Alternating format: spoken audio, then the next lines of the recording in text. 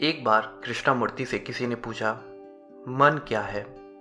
कृष्णमूर्ति बताते हैं कि स्वयं अपने ही मन की कार्यविधि को हम नहीं जानते। मन जैसा कि वह है, न कि जैसा उसे होना चाहिए या कि जैसा हम उसे बनाना चाहते हैं। हमारे पास मन ही वह तंत्र है जिससे हम सोचते हैं, कार्य करते हैं और जिसमें हमें अपने होने की अनुभूति होती है। हम सभी में यह मन क्रियाशील रहता है और जब तक हम इस सक्रिय मन को समझ न लें, तब तक हमारे सामने आने वाली प्रत्येक समस्या अधिक जटिल और अधिक विध्वंसक होती जाएगी। कृष्णमूर्ति कहते हैं कि इसीलिए उन्हें लगता है कि अपने ही मन को समझना किसी भी शिक्षा का प्रथम और परमावश्यक पाठ है। हमारा मन है क्या? आपका और मेरा मन किसी और के कथानुसार नहीं।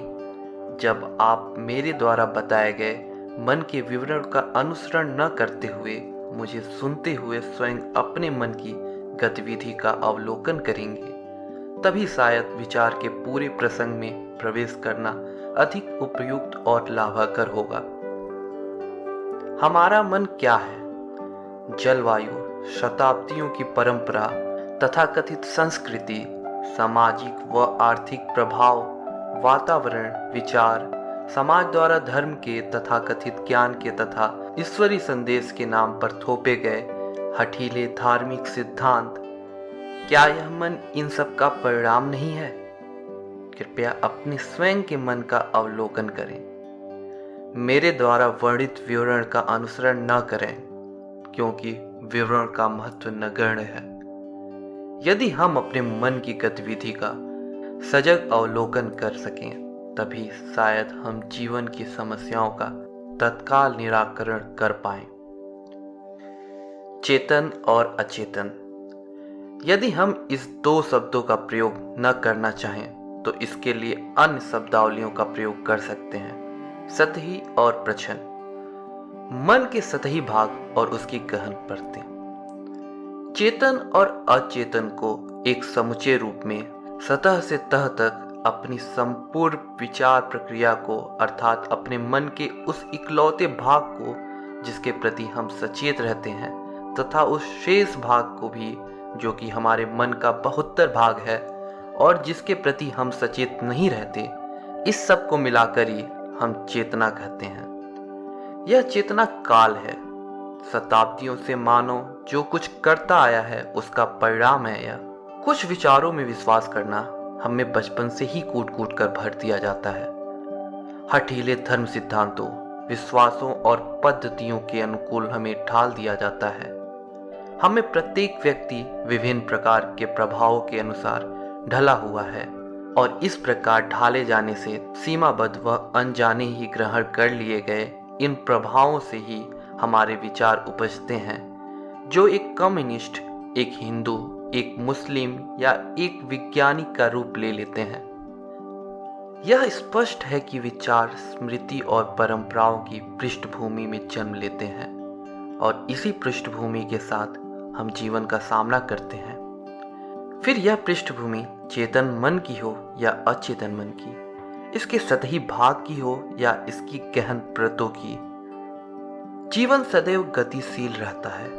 यह कभी स्थिर नहीं रहता, परंतु हमारा मन स्थैतिक है, गतिहीन है।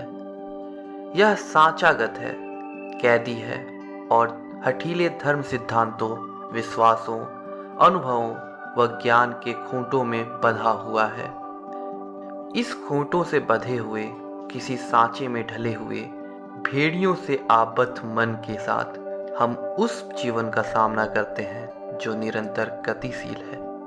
जीवन अपनी अनेक जटिल और पलक झपकते परिवर्तित हो जाने वाली समस्याओं के साथ कभी नहीं ठहरता।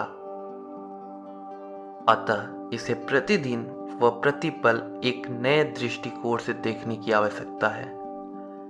तो जब हमारा सामना इस जीवन से होता है, तो इस निरंतर चलायमान जीवन और हमारे अतीत के आबद्ध और अचल मन के बीच एक अनवरत द्वंद्व चलने लगता है। यही कुछ तो हो रहा है ना? जीवन और सांचे में ढले हुए मन के बीच केवल द्वंद्व ही नहीं रहता, अपितु ऐसा मन जीवन का सामना करते हुए अधिकाधिक समस्याओं का कारक भी बन जाता है। हम सतही जानकारी प्राप्त करते रहते हैं, प्रकृति और विज्ञान को जीत लेने की नई नई विधा एवं विधि सीखते रहते हैं, परंतु मन को ज्ञान विज्ञान प्राप्त करने के बावजूद एक निश्चित सांचे में ही जकड़ा हुआ है, एक विश्वास विशेष से आबद्ध। तो हमारी समस्या यह नहीं है कि हम जीवन का सामना कैसे करें, अपितु यह है कि हमारा मन जो हठीले धर्म सिद्धांतों और विश्वासों के सांचे में जकड़ा हुआ है, वह स्वयं को स्वतंत्र कैसे करे। केवल वही मन जीवन का सामना करने में सफल हो सकता है जो स्वतंत्र है, वह मन नहीं जो मत किसी विश्वास या किसी ज्ञान विशेष के सांचे में बंधा है।